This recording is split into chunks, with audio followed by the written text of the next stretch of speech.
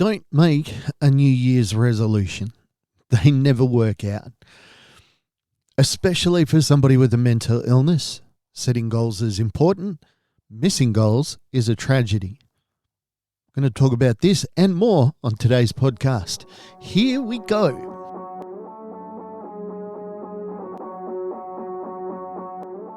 Well, it's that time of year where everybody starts sitting back and they either start ruminating over the year that was, or they start thinking about the year to come.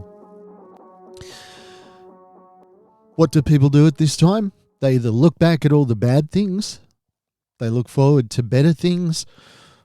Perhaps they think that what has gone before just presages what's going to come ahead. So it was bad this year, it's going to be worse next year. Because let's face it, the last couple of years have been terrible. This year in particular, we came this close to losing both of my daughters to suicide attempts. I was hospitalized. My wife has had various health issues. Together with everything else that everybody else is struggling with, pandemics and all that sort of stuff. So what do I try to do at this time of year? It's a good question. I try to just maintain the status quo. I don't goalpost anything. So I don't sort of say, 2022, I'm going to do this. I'm going to achieve this, or I'm going to lose this weight, or I'm going to do this, or I'm going to do that. I don't do that. I have to stay very mindful about where I am at the moment. And let's be honest, on Christmas Day, I was feeling unwell as well as feeling not up to the family thing. And I just made my apologies and everybody was happy. They were like, oh, okay, thanks for coming for the time that you could come. And that was such a blessing to me. Things with my outlaws, my in-laws, have been strained at times. But the bottom line is they're great people. And they understand that I struggle with mental illness. They've seen me lose it. They've seen me not hold it together well. And, when I said on the weekend, I'm not feeling well, I got to go. Everybody was just like, wow, yeah, no worries, man. Thanks for coming.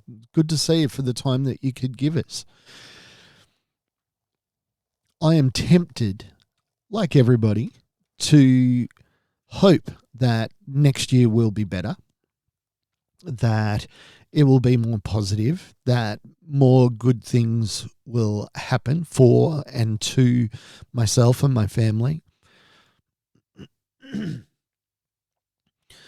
But I can't afford to let myself set any premature goals. Like I said, this year has been a bit of a downer, to say the least. But I have received incredible generosity from my parents. I have a beautiful wife, beautiful children that are still with me. It's hard to tell, but I've lost at least 20 kilos. The choice to see the positive things that have been and the positive things that may come aren't available to a person with a mental illness. They can't make that choice to say, you know what, I'm going to have everything be better this year. I'm going to choose to think about the positives, because you can't. It's just not possible. It's not in you to be able to do that. You struggle so much in the moment that looking for points of hope on the horizon is just not a valid or possible thing to do. It's quite, really, it's just impossible. So my advice, don't set any goals. Don't do a New Year's resolution. Forget New Year's resolutions. Every day is a new day for a person with mental illness. Whatever happened yesterday has happened. Whatever's gone on has gone on. And I've found this in my treatment and recovery, in that I cannot think about yesterday. I may have goofed. I may have screwed up. I may have inadvertently hurt someone. But I can't spend the time looking back and going, okay, well, I failed yesterday. This was my failure. I'm going to repeat this failure. I'm going to try not to. I have to give myself a clean slate. I have to say yesterday was yesterday and it's all gone. My wife said something really interesting to me. We went to a particular suburb the other day and she said, oh, I could live here. And I said, I couldn't. Too many bad memories. And she says something really interesting to me.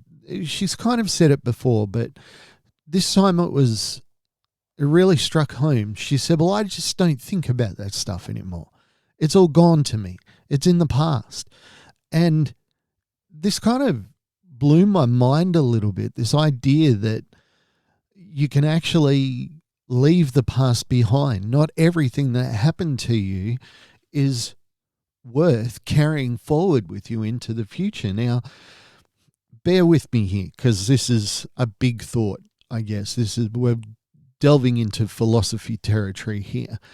So if the past is the past and it's not real and something bad happened to you in a certain place in a certain time and you don't carry that wound with you every day, why can't you just forget it? Why can't it just be done?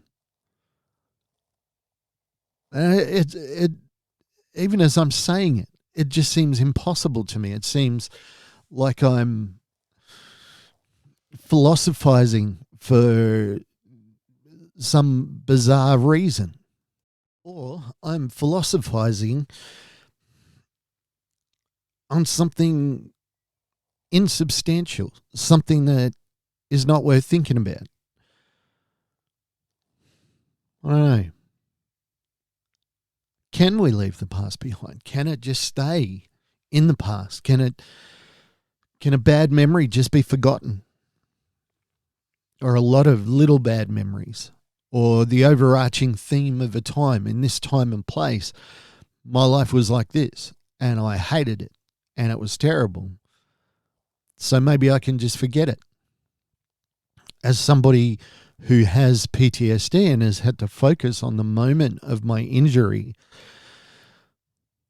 innumerable times, every day for the last 15 years, it's been present with me. Some days think about it less than others.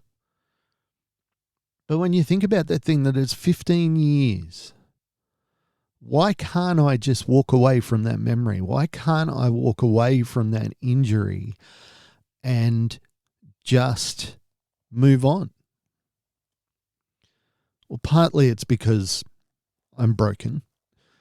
And I don't say that I'm broken. I say that in a way of the chemicals in my head are out of balance. And I know that because I need to have medication to keep them in balance. You might say, well, what kind of evidence is that? I would take you back to a time, the first time after I was hurt, that my medication was actually spot on, was actually good. Because you go through lots of up and downs with your medications. You've got to try stuff. You've got to hope this works. You've got to see if this works. And then you've always got to scale into a pill. You can't just start taking, say, 200 milligrams of Zoloft every day and expect it to not affect you. So when it came time that my medication actually worked, I had this experience once where I was living in Portland, Oregon, and I was getting depressed. This is before I got hurt. I was getting depressed. I was just feeling sad, and everybody was worried about me. I didn't know, but everybody was just a little bit concerned. This bright, happy guy has just gotten sad. And I was sitting in a class, can't remember what the class was, but I remember looking outside and the sun broke through the clouds. And one thing about Portland is that it can be cloudy for like up to 40 days. where you don't see the sun the whole time. Now, being an Australian, being a beach boy, I had no idea that it was affecting my mental health. And when the sun came out, it's like something flicked in my head. I actually stood up, walked out of the class. I don't know if people were watching me or saw me. I think there was still snow on the ground. Actually took my shirt off and I just lay down in the sun. And this was what it was like when I first got my medication correct. I felt whole. I felt complete. I felt that something that was missing in my life had come back. And that was what the sun was doing for me. I was obviously missing the vitamins and whatever else it is you get from sunlight. And my mind and body were affected by that. That's the only feeling that I can equate to when my medication felt right. When it clicked in that it was all working and I felt normal. And I turned to my wife and I said, I didn't realize how broken I was. I didn't know what normal felt like until right now.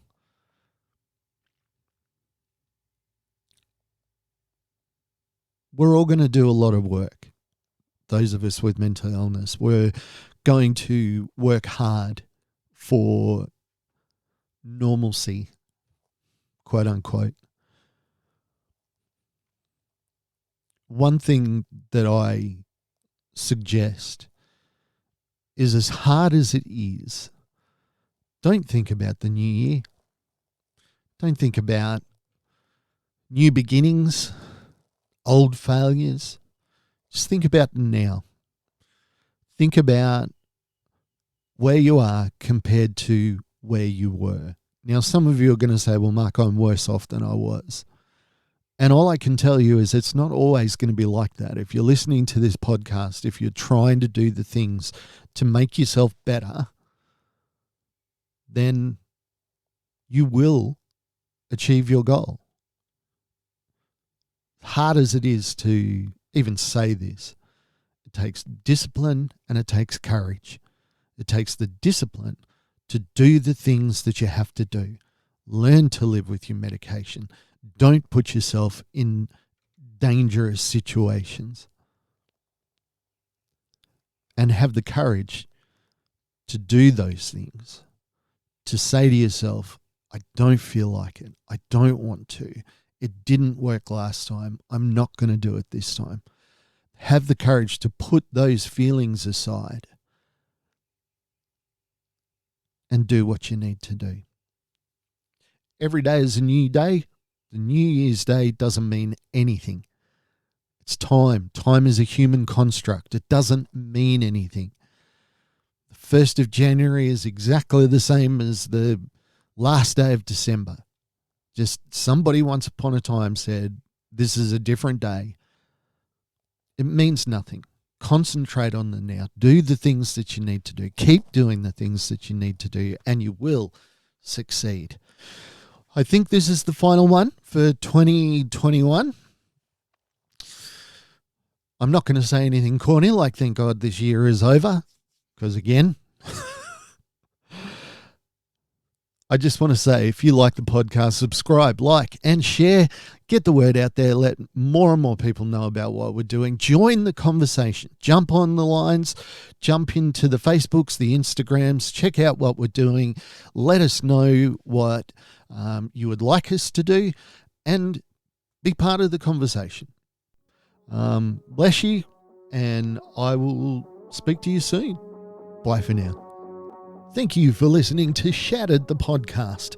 I'd like to thank our producer, Meredith Brosnan, our executive producer, Torian Lau, and the band Adelaide for allowing us to use their song as our theme. Go to shatteredthepodcast.com for more information.